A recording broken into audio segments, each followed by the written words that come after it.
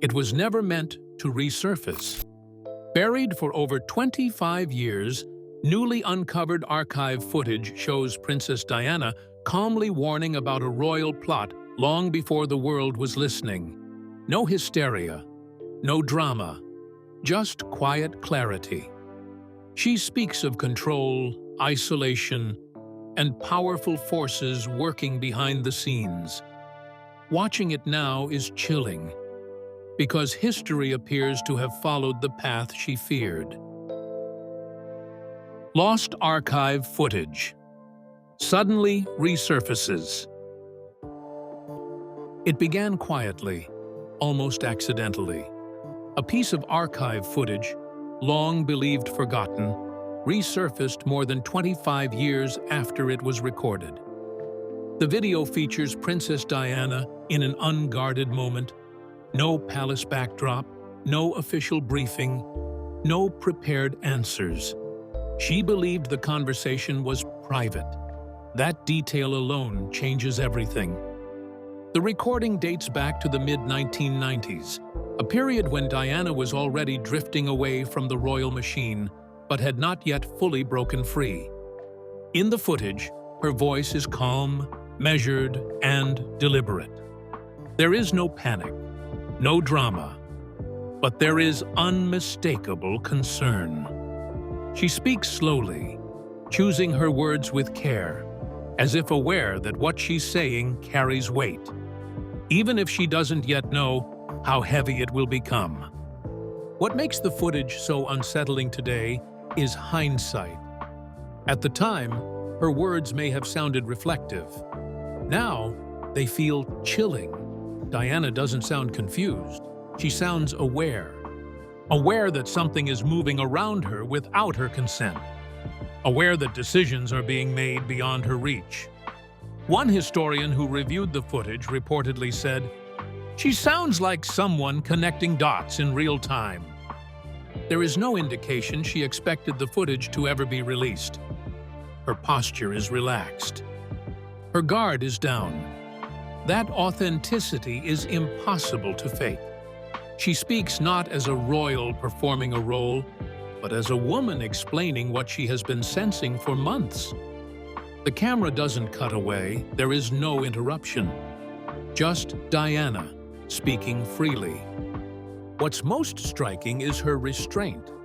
She doesn't accuse. She doesn't dramatize. She simply explains. And that makes the content far more powerful.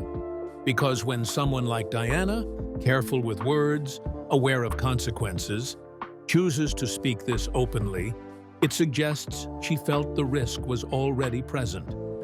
As word of the footage spread among historians and royal watchers, reactions were swift. Many described the recording as a missing piece, context that fills gaps in the official narrative. Others called it unsettling, not because of what Diana says outright, but because of what she clearly understands. And that understanding becomes even clearer when she begins describing a warning she says she received, one that changed how she viewed everything around her. Diana describes a warning she received. In the footage, Diana recounts a moment that clearly stayed with her. She explains that she was warned, quietly, by someone she trusted. She never names the source. She doesn't need to. What matters is how seriously she takes the message. She says the warning involved powerful people inside the system, not outsiders, not the press, the system itself. What stands out immediately is her framing. This wasn't an emotional warning. It wasn't about heartbreak or personal betrayal. It was strategic.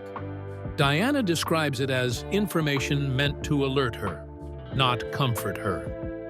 She implies that plans were being discussed without her knowledge, plans that affected her role, her movements, and her future. One line in the footage reportedly struck viewers deeply. "Things were being arranged without me knowing." That realization visibly unsettled her, not because she felt paranoid, but because it matched patterns she had already noticed. She explains that the warning didn't introduce a new fear. It confirmed an existing one.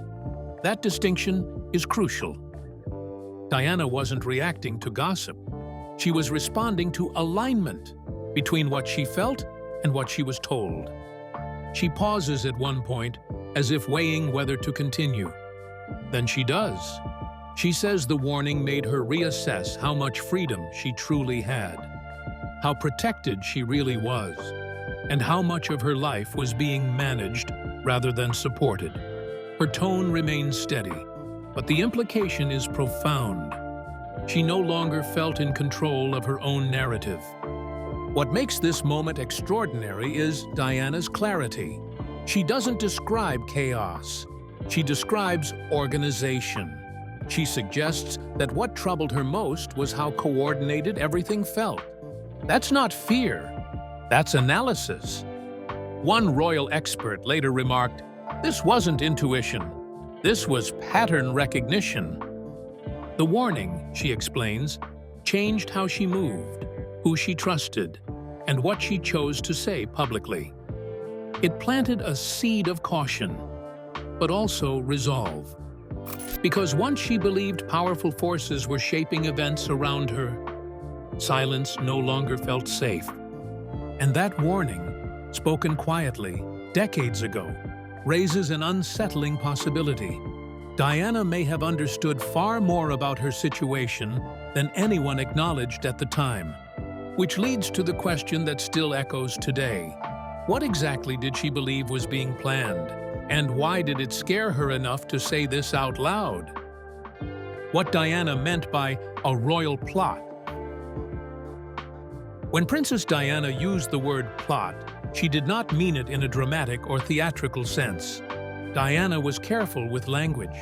She understood how words could be twisted, amplified, or used against her.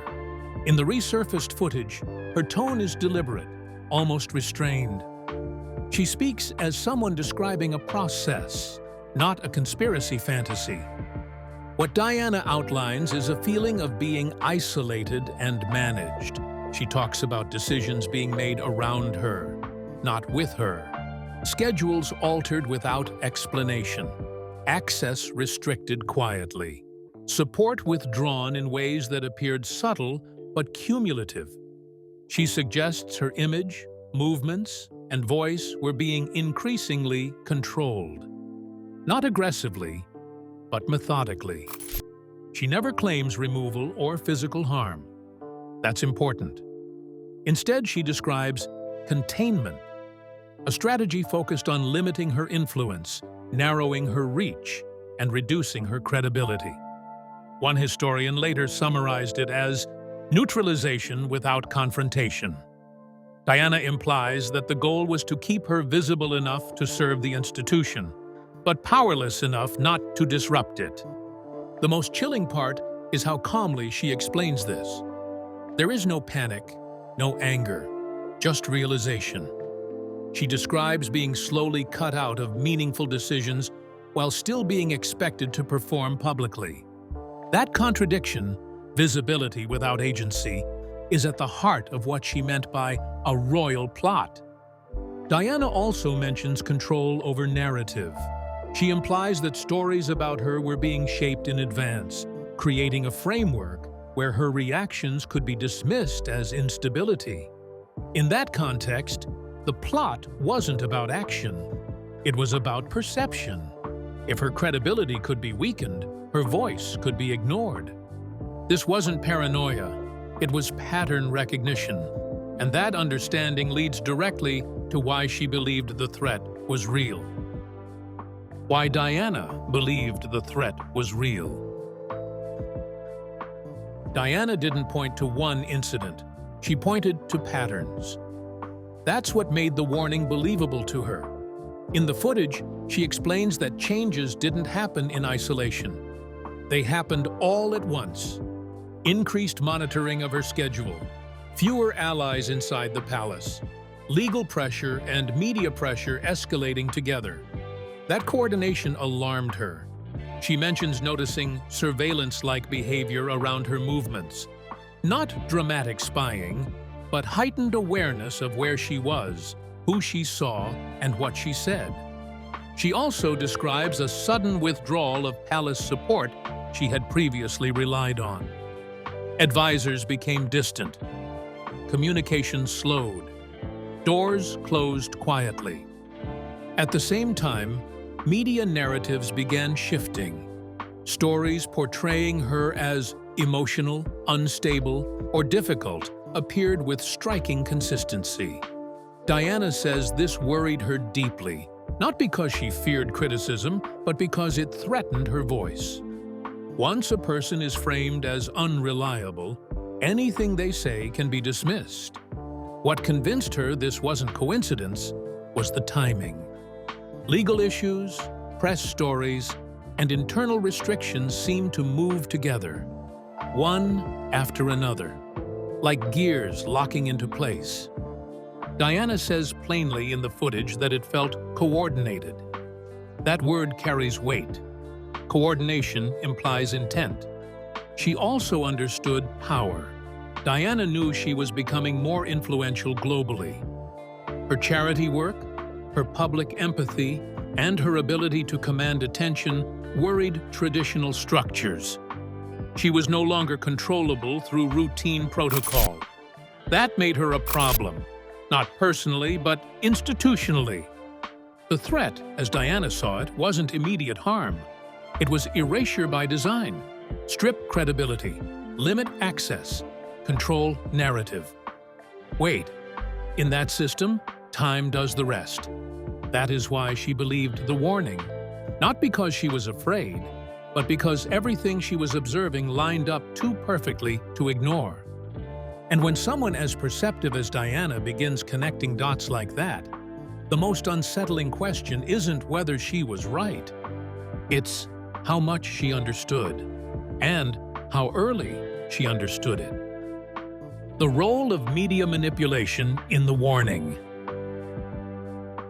One of the most revealing parts of the resurfaced footage is how clearly Princess Diana links her fear to media control. Diana understood the press better than almost anyone inside the royal world. She knew how stories were planted, how access was granted or withdrawn, and how quickly a narrative could turn.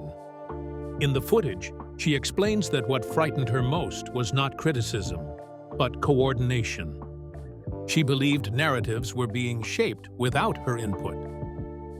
Briefings were happening behind the scenes, and she was never part of them. Stories appeared that painted her as unstable, emotional, or difficult, often using the same language across different outlets. Diana noticed repetition, she noticed timing, and she noticed how quickly those stories spread. What deeply unsettled her was the shift in press access. Journalists she once trusted suddenly became distant. Others appeared to have information she had never shared.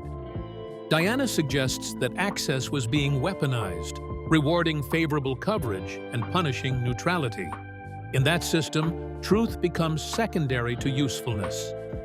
She also feared character erosion. Once a public figure is framed as unreliable, their voice loses power.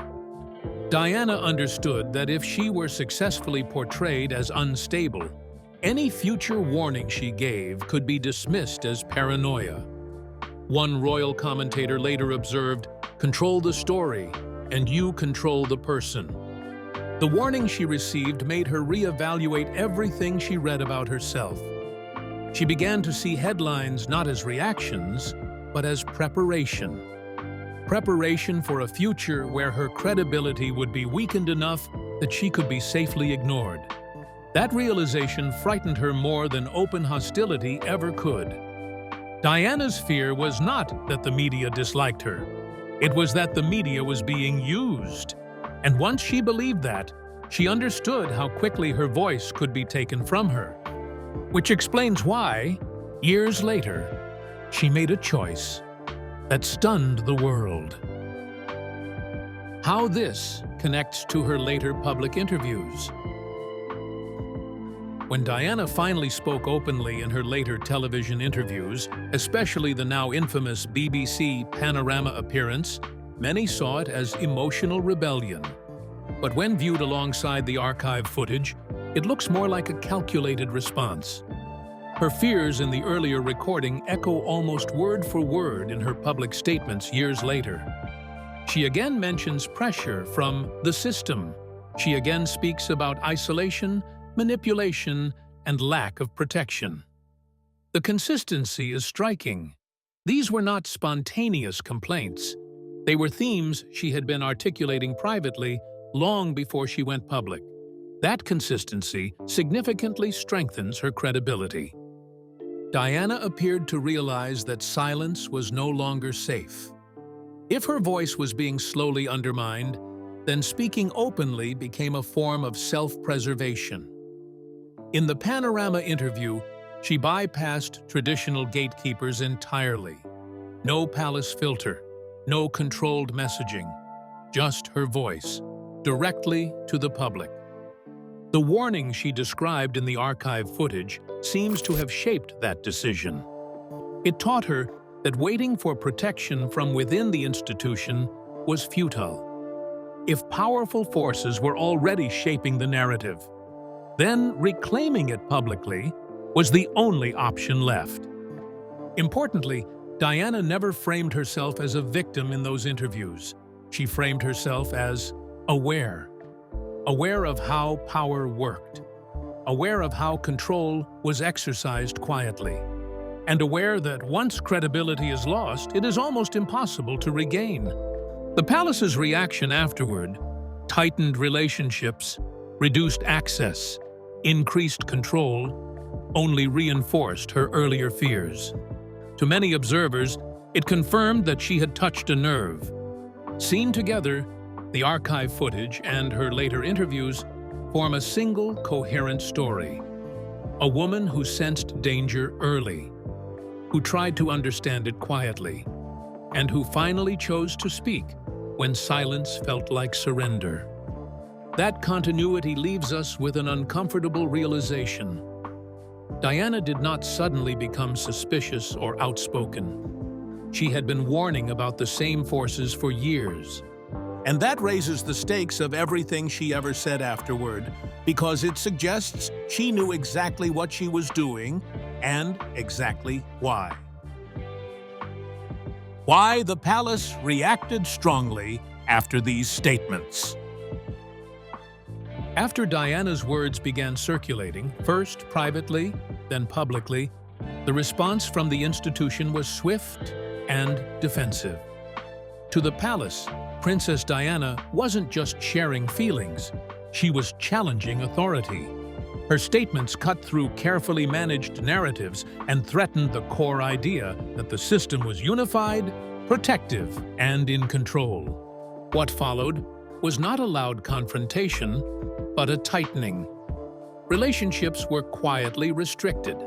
Channels that once allowed informal contact narrowed. Diana's access to decision-makers became more limited.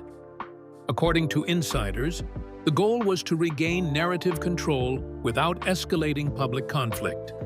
One former advisor summarized it bluntly. They didn't want to fight her. They wanted to contain her.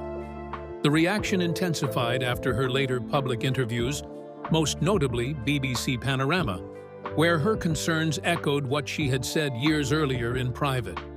The consistency alarmed palace officials. This wasn't a one-off outburst, it was a pattern. And patterns are harder to dismiss. In response, boundaries around Diana's life grew firmer. Access to shared spaces was more regulated. Invitations became selective. Even routine coordination began to require formal approval. Insiders describe a shift from uneasy tolerance to structured distance. The message was subtle but clear. Speak out, and the system closes ranks. Most sensitive of all was access involving her children. Diana reportedly felt increased oversight around schedules and appearances with Prince William and Prince Harry. While framed as routine, the changes reinforced her fear that control was extending into the most personal areas of her life. One confidant later said, That's when she knew the divide was permanent. From the palace's perspective, the reaction was about stability. Diana's global popularity made her uniquely powerful. Her words traveled faster and landed harder than official statements. Allowing that influence to operate unchecked felt dangerous. So the institution did what institutions often do under pressure. It narrowed the field. The result was a widening divide. Trust eroded further. Dialogue gave way to procedure. And while the palace may have believed it was restoring order, the response only reinforced the very concerns Diana had voiced for years, that the system responded to challenge not with transparency, but with control, which makes the timing of the original warning all the more significant. The timing, why the warning came when it did. The warning Diana described didn't arrive randomly. It came at a moment when her influence was peaking. By the mid-1990s, Diana had become a global figure in her own right, charismatic, empathetic, and increasingly independent. Her humanitarian work drew attention far beyond royal circles. She wasn't just popular, she was powerful. That independence worried traditional power structures. Diana was no longer easily managed through protocol or expectation. She spoke directly to people. She bypassed filters. She commanded headlines without permission. In institutional terms, she had become unpredictable. And unpredictability is a threat to systems built on control. Insiders believe this is precisely why the warning came when it did. As Diana's influence expanded, the cost of allowing her full freedom increased. The system responded not with confrontation, but with preemption, subtle pressure, narrative shaping, quiet withdrawal of support.